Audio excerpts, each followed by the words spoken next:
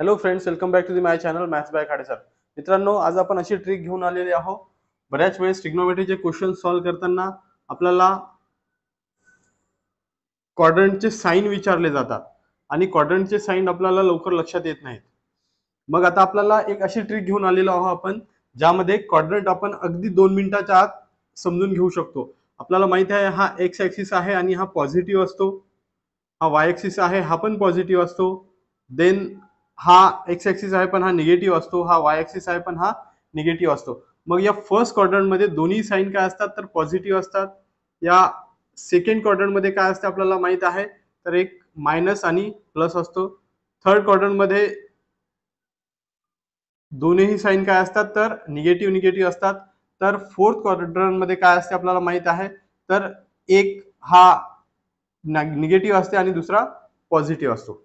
Okay, तर मग आता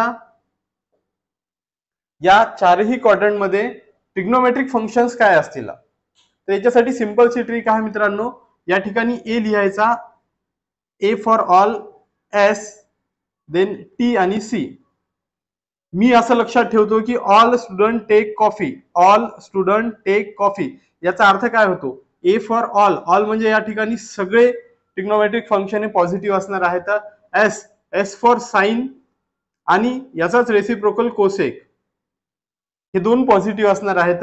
या ठिकाणी टी, टी फॉर टॅन आणि याचाच रेसिप्रोकल कॉट, हे दोन फंक्शन पॉझिटिव्ह असणार आहे. या ठिकाणी सी फॉर कॉस आणि याचा रेसिप्रोकल सेक, हे फंक्शन या ठिकाणी पॉझिटिव्ह असेल.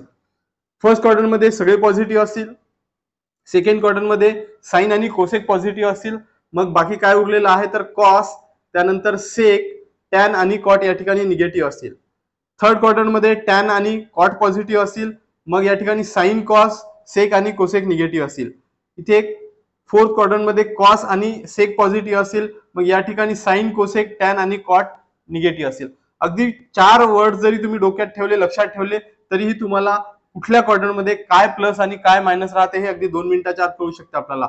ऑल स्टुडंट टेक कॉफी हे आपल्या लक्षात ठेवायचं आहे आणि इझिली आपण सगळे ट्रिग्नोमेट्रिक फंक्शनच्या व्हॅल्यू, ट्रिग्नोमेट्रिक फंक्शनचे साइन आपण लक्षात ठेवू शकतो. थँक्यू.